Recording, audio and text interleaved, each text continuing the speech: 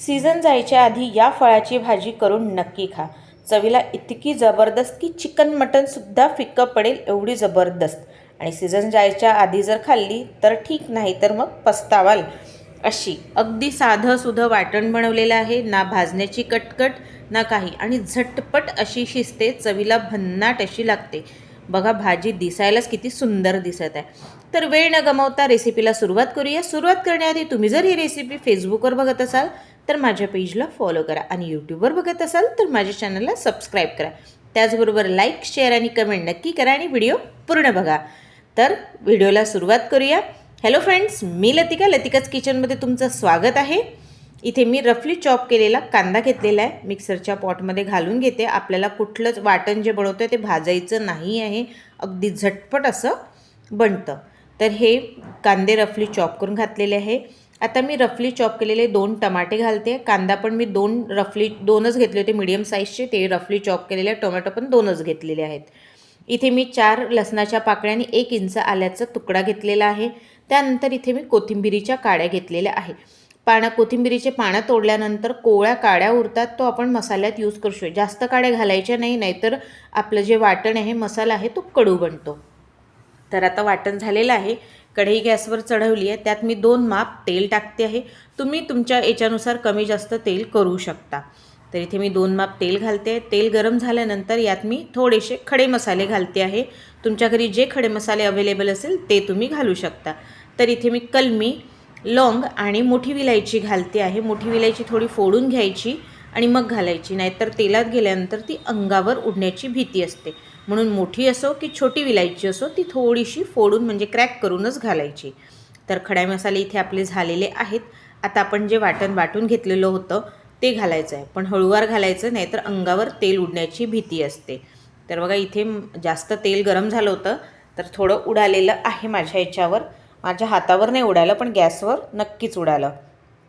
तर आता मी पूर्ण वाटण घालून घेतलेलं आहे. मंद आचेवर हे वाटण छान तेल सुट्टतपर्यंत शिजू द्यायचं आपल्याला. म्हणजे त्यातला जो कच्चा फ्लेवर असतो, कच्चा स्मेल असतो, तो सर्व निघून जातो आणि भाजीला अगदी छान अशी चव येते. तर आता आपण ज्या फळाची गोष्ट केली होती, हे सीझन असेपर्यंतच मिळतात, नंतर मिळत नाहीत. तर हे आपले शिंगाडे. तर हे कच्चे शिंगाडे आहे, आणि शिंगाडे उकळायचे कसे त्याचीसुद्धा रेसिपी माझ्या चॅनलवर टाकलेली आहे. एंड स्क्रीनलासुद्धा दिलेली आहे. तर तुम्ही नक्की बघा की शिंगाडे कसे उकळायचे ते परफेक्ट असे. तर इथे मी कच्चे शिंगाडे घेतले. याचं साल काढून घ्यायचं आहे आपल्याला. तर मी सर्व साली काढून घेते आहे शिंगाड्याची. हे बघा, अशा प्रकारे काढून घ्यायची आहे. खूप छान असे लागतात हे. भाजी तर खूप जबरदस्त लागते. बघा, पूर्ण शिंगाडे मी साफ करून धुवून घेतलेले आहे. आता याचे मी पीसेस करून घेणार. तुम्ही हवं तर असे मोठे मोठे पण टाकू शकता, पण मी पीसेस करून घालते आहे. तर इकडे बघा, सोबत मसाला फिरवत राहायचा, म्हणजे तो तळाला लागायला नको म्हणून.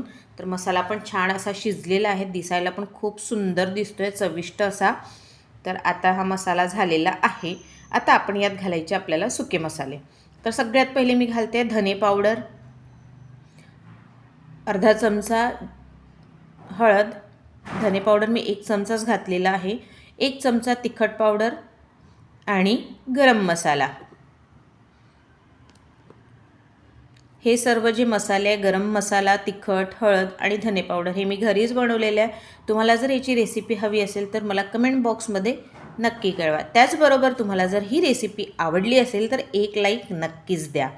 त्याचबरोबर माझ्या चॅनलवर वेगवेगळ्या रेसिपीज अवेलेबल आहे. एंड स्क्रीनला पण मी वेगवेगळ्या रेसिपीज दिलेल्या आहेत आणि आय बटनलासुद्धा दिलेल्या आहेत. तर नक्की पहा, आणि तुम्हाला कुठली रेसिपी आवडली ते मला कमेंट बॉक्समध्ये नक्की कळवा.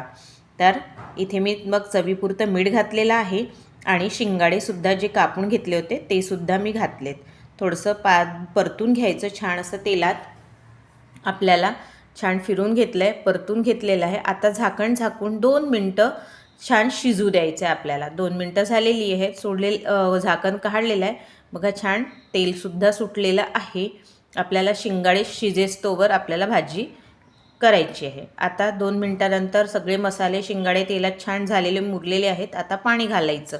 पाणी रस्सा तुम्हाला पातळ घट्ट जसा हवा असेल त्यानुसार तुम्ही पाणी घालू शकता. तर मी इथे 1.5 ग्लास पाणी घातलेलं आहे, आणि आता परत याला झाकून छान 5 मिनटं मंद आचेवर शिजू देणार.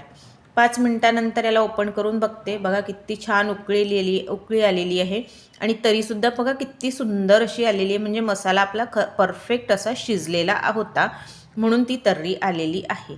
तर आता इथे बघा शिंगाडा थोडासा हलकासा नखाने दाबून बघायचा. अलगद तुटला तर म्हणजे तो शिजला असतो. जर तुम्हाला अगदी चटका लागेल तर शिंगाडा काढायचा, पाण्यात घालायचा, एखाद्या वाटीत पाणी घेऊन आणि मग त्याला तोडून बघायचा. अगदी अलगदपणे तुटला की आपल्या शिंगाड्याची भाजी रेडी झाली. त्यात मी कोथिंबीर घातलेला आहे आणि आता मी सर्व करते.